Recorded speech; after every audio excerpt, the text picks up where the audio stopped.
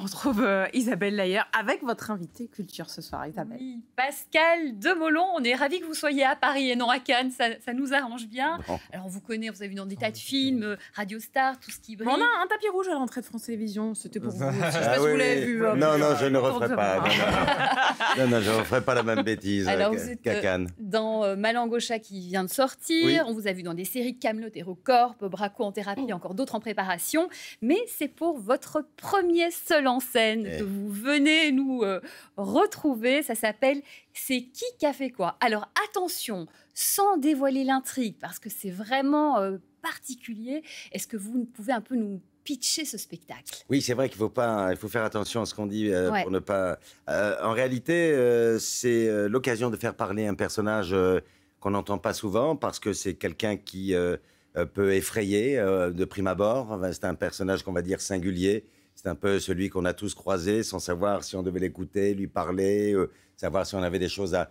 Alors, ce personnage est porteur d'une histoire qui est à la fois émouvante et porteur aussi d'un fait divers qu'il raconte tout en prenant le temps de se raconter lui aussi. C'est-à-dire que ce qui fait que ce spectacle est un peu un puzzle où à la fois ce personnage nous dit pourquoi il raconte l'histoire, parce qu'il est obligé de le faire. Voilà, il n'a pas le choix. Tant que tout le monde n'aura pas écouté cette histoire, alors il sera condamné à poursuivre voilà, le restant de son existence à la raconter.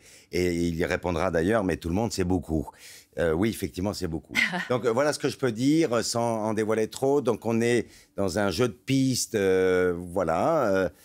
Et en même temps, on découvre ce personnage qui est quand même haut en couleur. Oui, ce qui est très intéressant, c'est que on arrive dans cette pièce et on a des éléments, on ne sait pas très bien où on est. Effectivement, il est très particulier. Et en fait, donc c'est un puzzle de pièce en pièce. Et c'est ça vraiment que vous avez voulu faire, c'est qu'on puisse, de pièce en pièce, s'enfoncer dans cette réalité et comprendre au fur et à mesure ce qui se passe en réalité. Absolument, Ouais. absolument, parce que son esprit est un puzzle. Mais faut pas croire, c'est-à-dire qu'il n'a pas la même façon que nous autres de raconter les choses d'une manière cohérente, logique, je dirais presque. Mais en fait, sa logique, elle se fait sur la longueur, sur le temps. C'est pour ça que c'est aussi un puzzle dans son esprit. Et si vous voulez, humblement, ce que j'essaie de faire, je pèse mes mots quand je dis humblement, parce que le personnage est très exigeant. Et l'idée et l'émotion qui m'a conduit à accepter cette folie d'être seul en scène avec lui, en réalité, c'est d'essayer d'être à sa hauteur et non pas le contraire.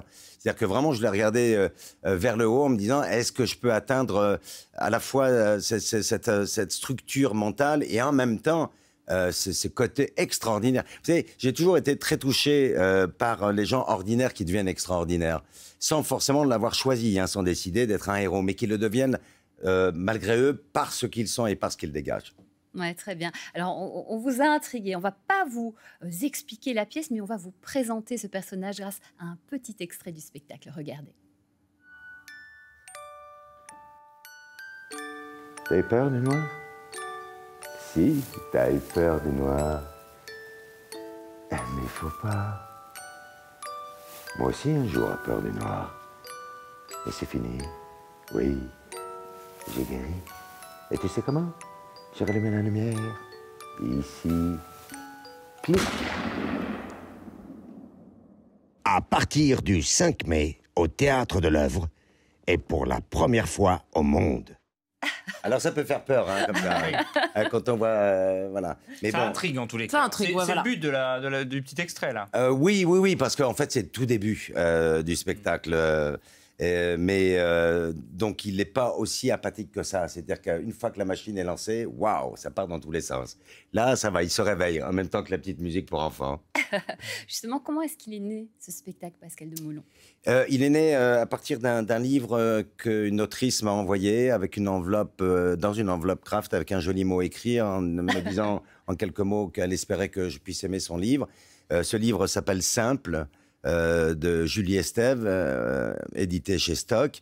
Et pour faire court, j'avais 5 heures de trajet à faire en train pour aller en Suisse pour travailler. Et par curiosité, j'ai ouvert ce livre et puis, pour tout vous dire, et c'est la vérité, j'ai fermé le livre, la dernière page, au moment où je suis arrivé à la gare où je devais me rendre. C'est-à-dire que ça m'a pris 5 heures. Et j'ai vraiment pris une claque. C'est-à-dire que j'ai été bouleversé à la fois par l'écriture de cette autrice, mais par ce personnage, en me disant, mais c'est vrai, on donne tellement peu l'occasion de faire exister des gens qui sont parmi nous et qui, contrairement à ce qu'on peut s'imaginer, ont des choses extraordinaires à nous raconter. Et c'est pas de la démagogie, c'est vrai. Il suffit voilà, de bien vouloir prendre le temps de le faire. C'est ce que j'essaie avec ce spectacle, c'est donner du temps aux gens en étant confortable. Hein, justement, il n'y a pas de danger, mais justement passer du temps avec eux, parce qu'ils racontent des choses. Et puis, il y a effectivement ce fait divers, voilà. C'est-à-dire que... Mais il propose ce jeu d'enquête. Voilà, c'est pas la première fois qu'on vous propose un seul en scène. Cette fois-ci, vous y êtes allé. Alors vous avez l'habitude des troupes, des films. Vous aviez une peur particulière de vous retrouver tout seul comme ça sur scène. Mais c'est effrayant.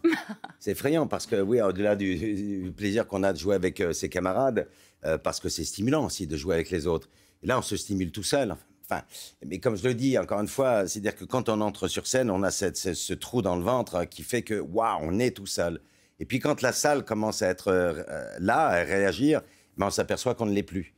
Et donc, si vous voulez, c'est un voyage. Effectivement, quand vous rentrez sur scène, il n'y a pas à dire. On peut toujours raconter ce que l'on veut. Oui, il y a le vide, il y a le noir avant que la lumière s'allume, comme il le dit. Et puis après, voilà, il y a l'écoute des spectateurs, il y a les rires des spectateurs, il y a leurs émotions qui font vraiment jeu égal avec le spectacle.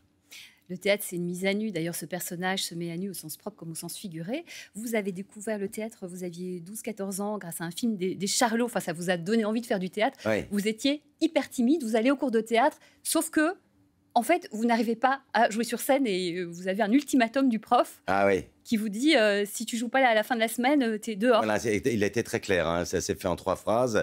Il m'a dit qu'il n'était pas un Mac. Il voulait bien prendre mon argent à la fin du mois pour les cours, mais qu'il me donnait une semaine pour monter sur scène. Ouais, c'est Robert Cordier. Ouais.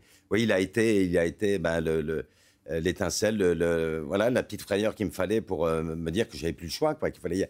Parce que le reste du temps, je prenais des notes, je regardais mes camarades, je trouvais tout le monde formidable. Et ça me suffisait. Et puis je me disais, peut-être qu'un jour, peut-être que si je travaille, peut-être que je serai formidable aussi. Vous voyez, mais puis bon, il a déclenché. La semaine d'après, je passais effectivement ma première scène. C'était un Marivaux d'ailleurs. Voilà. Donc voilà, aujourd'hui, ça y est, c'est reparti. Vous n'êtes plus timide du tout. Vous êtes en rencontre avec ce personnage. Vous m'avez dit quelque chose de très touchant en coulisses. Ce personnage, il vous a particulièrement ému. Vous avez des choses, une proximité avec lui, des points communs peut-être? Écoutez, oui. Alors, je ne vais pas vous dire lesquels, parce il faut que je aller ne veux voir pas le faire spectacle. peur à qui que ce soit. Oui, il y en a forcément. Et d'ailleurs, je l'ai découvert au fur et à mesure de ma lecture et du travail que j'ai fait sur l'adaptation. C'est-à-dire que sur le moment, je ne me rendais pas compte. Si vous voulez, moi, j'ai lu un livre, je trouvais ça formidable, les personnages, nanana. Et quand j'ai commencé à travailler sur l'adaptation, ça a appuyé sur des boutons. Je me disais, mais c'est fou, mais un point vraiment fou de choses qui correspondaient, mais à fond avec ma vie. Alors, vous n'allez pas nous dire quoi? Vous ne voulez pas, Non. mais nous, on va le savoir.